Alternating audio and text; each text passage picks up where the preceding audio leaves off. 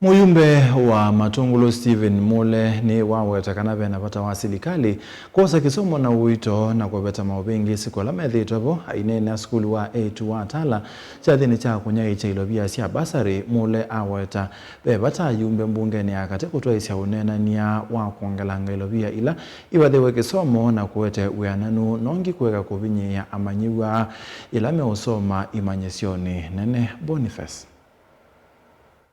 Muyumbe Stephen Mule watakana dhwani wedhwani unyenanya wena umilu mwingi ni watonyeka kisomo wikethe wachamana kwesikulu siya sekondari na siya musingi va Kenya undula waledha moko ni mayumbe na withana kisomo ni chaila.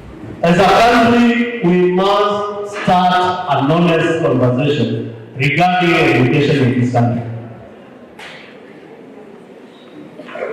And I want to join my colleague Mheshimiwa Bibi Doro, that if we are serious enough as a country, we are able to fund free primary, free secondary education and support students at the university.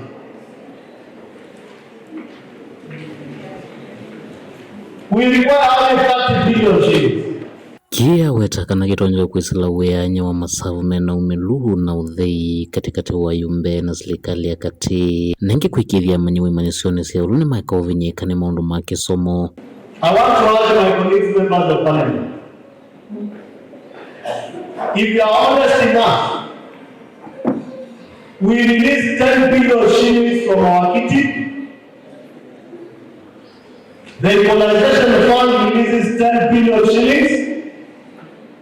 And the government releases 10 billion shillings and will have free primary and secondary education in this country for all Kenyan students. Then we strengthen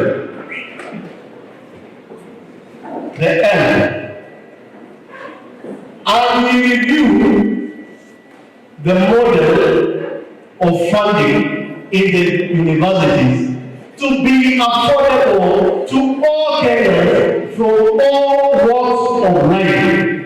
Ingia yumia witano kwa serikali kuikiria kana ni wethe ona weyanya wilovya kwina wananu mwingi ulwa manywa mama skulu tukiria vayama manaumia kana manaiva ilovya mbingi kuveta langi.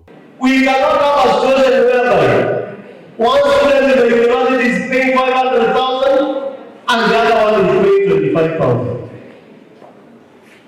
The Constitution is very clear that there must be equitable distribution of resources in this country. We are just demanding as Kenyans, let the Constitution be implemented in totality and there not be any further discrimination of Kenyan students going to the future. Ingi kula serikali kwa islamu vewa kisomo kwa kithiarania veta mathina lamethi utavua kwa manyoma grade 10 alama endeno vingi zika kulika maskulu ni kivathukanyo. The national government through the Ministry of Education and the entire supporters to kindly move with speed to resolve the confusion of grade 10. Please, I want to ask the government to move with speed to resolve the issue of confusion within grade 10. Kuma Matungulu kaunti ni Masaku nyenetobo ni Mutesea